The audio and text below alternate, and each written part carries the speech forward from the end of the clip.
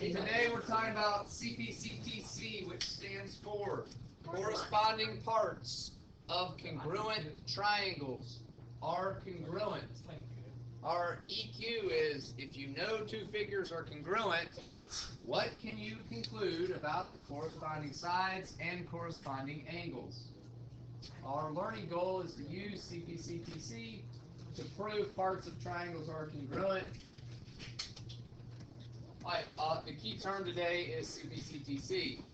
Alright, CPCTC, guys, is an abbreviation for the phrase corresponding parts of congruent triangles are congruent. Check that out. CPCTC, abbreviation of the phrase corresponding parts of congruent triangles are congruent. It can be used as a justification in a proof after you have proven two triangles are congruent. Okay? I'll explain how all this ties to a proof, and maybe, typically, this is when all those proofs that we've been doing for a couple weeks now start to make a little more sense. Okay? Maybe a little. Not a whole lot, but maybe a little. Okay? Alright, so this distinction is pretty key right here. Okay? Our 5 theorems or postulates use corresponding parts to prove that the triangles are congruent. So I'm going to use side, side, side, angle, angle, angle, side, or hypotenuse leg to prove that two triangles themselves are congruent. Once I've done that, then I can use this very handy tool, CPCTC, to say, hey, these two triangles are congruent, which means that all the other corresponding parts are also congruent. Okay? You'll see how the flow goes, I think, throughout the lesson. But wait, ooh, some nuts. I mean, it's that hard to turn it work, I guess. I don't know. All right. Attaboy. Woo, Nelly. A and B are on the edges of a ravine. What is A to B? What is a ravine? What is a ravine? Let's talk about that real quick. I thought I had done that. There's nothing to erase. A to B. What's a ravine? Anybody? It's like a big split in the earth. Like a Big split in the earth. It's like a big crack. It's like a hole in the earth. Yeah. Cameron, you ever heard of the Grand Canyon? Yeah. A ravine is a smaller version of a canyon. Okay? Yeah. So like, That's when you know. kind of like what he was saying. Rather than just having this huge split though, a ravine almost is just vertical drop, but typically it's easier to get across than a canyon would be. Okay, alright. One angle pair, let's talk about this. What do we know right now about these angles? Vertical angles. They are what? Congruent. They're congruent. Then I have 10 and 10, side, angle, 15 and 15, side. Okay? Side, angle, side. Guys, listen to how I'm going to do this. Okay? I'm going to tell you how this proof would go. Y'all with me? I'm given that A to here is 10, and that this part to this part is 10. I'm given that B to this part is 15, and whatever to this part is 15. That they're congruent to each other. Okay? I would be saying that all along. They're congruent, they're congruent. The vertical angle theorem tells me that these two angles are congruent. Triangle A blank B is congruent to triangle D blank E through side, angle, side. Okay? That's so far as what we've done to this point, right? Here is where the new part comes in. Because these triangles are congruent, because the two triangles are congruent, okay, check it out. AB is congruent to, let's call it CD. CD through CPCTC. Corresponding parts of congruent triangles are congruent. So if AB is congruent to CD, how much is AB? 18. Wait, so it's pretty much just saying like the side or the angle of another. Yeah. It should be, once you get it, I don't know how to explain it. Once it clicks for you, it's like kindergarten type stuff, okay? In other words, this side has to be the same as this side. This angle has to be the same as this angle. This angle has to be the same as this angle. Okay? That's what CPCTC tells me. The weird part is going to be, now you're using everything we've learned about congruence in a particular proof. Hey, all right, look at this one. I'm trying to find JK. Okay. The answer is going to be 41. But you got it. But let me tell you what. Even though the answer is 41, you would get it wrong if the only thing you put was 41. Okay. You have to put the NM. Yeah. What you have to do, guys. What you're going to have to do is fill out the whole problem. ML is congruent to KL. JL is congruent to NL. What about these angles? Because they're what? Vertical angles. And you said it earlier. Triangle MLN is congruent to triangle KLJ because of what? See, that's going to be the temptation, all right? The triangles are congruent because of side angle side.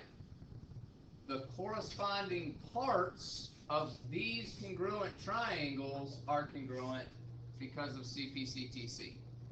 Okay? So what makes MN congruent to JK is CPCTC. See how the difference between the two is? Right?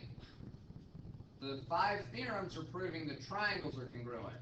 Okay. We're now going one step further and saying if the triangles are congruent, the corresponding parts are congruent because of this theorem. So now we're trying to figure out, since we already know how to figure out if the triangle is congruent, now we're just trying to figure out if there's a missing area, what the missing area is. If there's a missing part, any of the missing sides or angles, okay? All right, at the very end, I'm gonna show you kind of the key to all this, okay?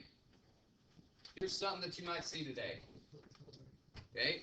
Given that YW bisects XZ and that XY is congruent to YZ, here's what I know so far. These are congruent. If it's a bisector, it's going to split the opposite the opposite side into 2 congruent sides. So these would be congruent. I'm trying to prove that angle XYW, trying to prove that this angle is congruent to this angle. Well, Because of the side theorem, because the angle. answers my question. What theorem am I going to use here? Side. Right? Okay, watch how this answer goes. Let me see if you guys understand CPCTC. Because what you just said is the key to it. I can't use CPCTC until I've proven triangles are congruent. So when I get, oh, crap.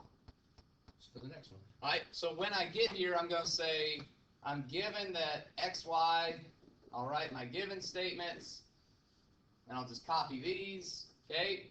Through what property is YW congruent to YW? What property?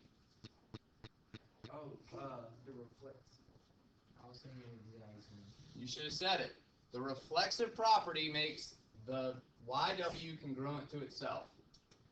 Every time I have something that says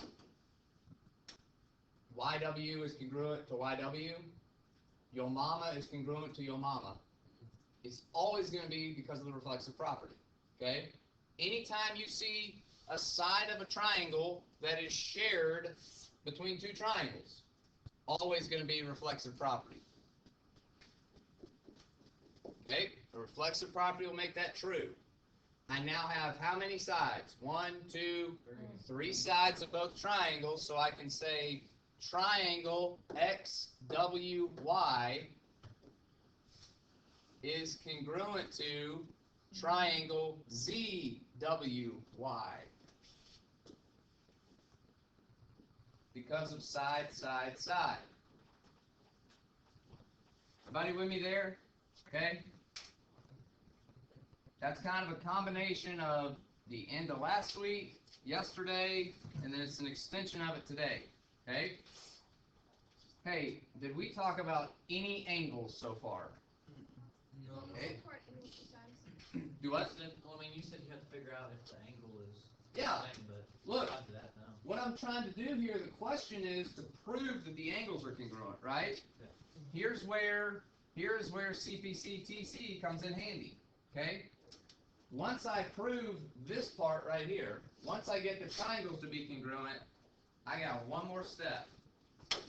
Angle XYW is congruent to angle ZYW because corresponding parts of congruent triangles are congruent.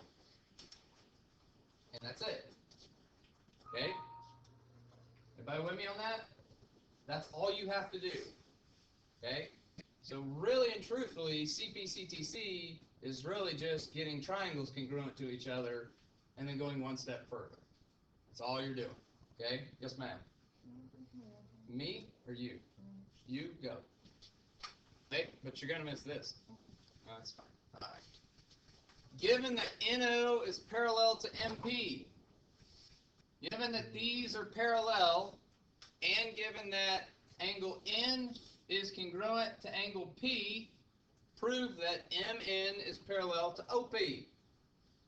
Oh crap. Boy, it's a tough one, ain't it, man? Are there, do I have triangles there? Name me the triangles, Dalton.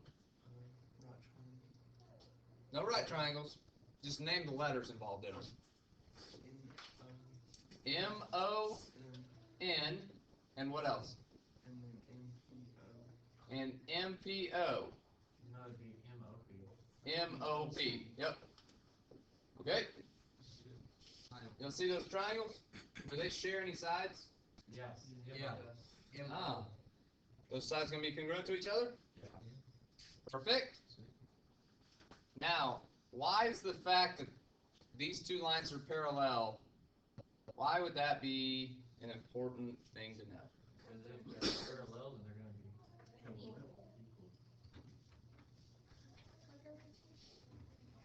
be Let me ask you this. You're right. If they're parallel, they're going to be congruent, and I'd have angle side side. Would angle side side be helpful here? No. Miss Edwards, you told us at the beginning of class that angle side side was not helpful. Is that still the case? Oh my god. Miss Edwards, you are going to be a great lawyer one day, okay? Because when you don't know the answer, you don't want to say you don't know the answer, so you say the best thing, well, possibly not. Because then if it is true, you're right. But if it's wrong, then you're right as well. Okay? And that's great. Have I said anything in class about changing our theorem about angle side side? No. No! And it's never going to change. Okay? It's all right. You're in front row, man. You're in the splash zone. Okay? It's never going to change. Angle side side will never be helpful. Okay? Miss Edwards, we did talk about when two parallel lines are intersected by a transversal, something about angle relationships. Do you remember what that was this morning? If these parallel lines are intersected by another line, what about these two angles? Ah, they are congruent, aren't they? Wouldn't MO be like a transversal? Oh, it is a transversal. And why is that helpful for me? What do I have now? Because then you have like the alternate interior angle. We got alternate interior angles. How can I get these two triangles to be congruent? Angle, angle, side. Angle, angle, side. Okay? Watch how they do this proof, guys. Given all that information, y'all understand, you're just going to start your proofs with given. Okay? NOM, NOM, and PMO, PMO are congruent to each other because, visualize this, they're alternate interior angles. Okay? Everything else is the same. Reflexive property makes MO congruent to MO. Angle, angle, side makes the triangles congruent. NMO, angle NMO is congruent to angle POM because corresponding parts of congruent triangles are congruent. So this is the last part of it, okay? Once I get these two angles, NMO, right here, and let's see, it would be MPO, right there. Once I get those angles congruent, this is where the converse from what we talked about in the warm-up comes in. If alternate interior angles are congruent, then the lines that create those angles are parallel. Okay? My hair is blonde. My bad, I didn't mean to get behind. Yes, that's all you. Okay? Alright, guys, this is a pretty simple proof. Something I think y'all could do now. If I gave you a word bank, hopefully it would be helpful. I'll try and do that. Right? But that's the type of logic. Think about this. The fact that in our proof, the fact that we chose to do the reflexive property before alternate interior angles, did that make a difference? No. It doesn't. Okay? That's what I'm telling you when I say all of your proofs may be different, but they can all be correct. Okay? There's more than one way to write a correct proof. Alright. Oh boy. I tell you what we'll do. Yeah, I'll give you about 4 minutes of a break. The distance formula. Check it out, guys. Hey, not in here. Given that D is at -5, -5, E is at -3, -1, F is at -2, -3, G is at -2, 1, H is at 0, 5, and I is at 1, 3, prove that the two triangles are congruent. First step would be to plot these points, connect the dots. Second step, now this is the part that people like Mr. Haynes are going to have to quit combing their hair and start paying attention to, because I promise you, it's going to rock your world! You will have to use the distance formula to find the distance between each of the sides of the triangles. The distance formula is as follows. The square root of x2 minus x1 squared plus y2 minus y1 squared. What in the heck are you talking about, right? Look on your formula sheet. I got it. Formula sheet right here. X squared. It's the blue thing that's in most of your calculators. Phil. Alright, when we talk about the distance formula, guys, check it out here. If I was trying to find, let's say, I was trying to find the distance between H and G. Okay? H and G. What you're going to do is, you're going to use the coordinate points of H and G and plug them into the distance formula. Mr. Haynes, now that you're fixed your hair, Let's go. can you tell me the distance formula again? D equals. Square root. It's really hard to read all of this crap. Oh, I'm sorry. Is it the reading that's X hard? Is squared it minus. the x squared? No, No, try again. Not A squared, but. X2. It's X squared. It says, hey dog. I'm pretty good at this. Hi. This is the X. Alright, X2. It's not X X squared would be it's subscripted. But you gotta put the little thing in front of it. Parentheses? Yeah. And then 1 Yep. and square and then plus. Yeah. y2 minus y1 Oh, squared. perfect. What does all that mean? The 2 x points and the 2 y points you plug them in for where. So, guys, let's look at this a very practical way. Come over here with your G and your H's, G's and H's. My G coordinate points are at -2, 1. My H coordinate points are at 0, 5. Which one of these should be x1? G. How about G? x1 and y1 are right here. x2 and y2 are right here. Once I get that part down, I plug it in. Square root of 0 minus, minus -2. Add it to 2. What happens when I have minus negative? He does a positive. Thank the Lord. See, that's why you guys have such good grades. All right? It is. Exactly. This would switch from minus negative to just a plus to y2, which is 5, minus y1, which is 1 squared. Now, let's do a calculator lesson for everybody involved here. Never. All right. Hold on a little bit. All right, guys, check it out. This is what they got, okay? We did, what did we do, G to H? We did G to H. Looky there, 2 to the square root of 5, okay? Got me? Look what happened here. When they did the distance formula for each of these sides, here's what they found. G to H was congruent D to E. H to I was congruent E to F. G to I was congruent D to F. What do we have here? Side, side, side. What do you conclude about all the angles, too? Through what theorem? No! See the difference in it? The sides are congruent because of side, side, side. All the angles are congruent because of CPCTC. Now you speak my language, okay? Guys, any questions about CPCTC? Your classwork is shorter than normal. It's only 13 problems. Yeah. There's several proofs involved. Take your time on it. Good luck. Classwork 16, it's on Edmodo.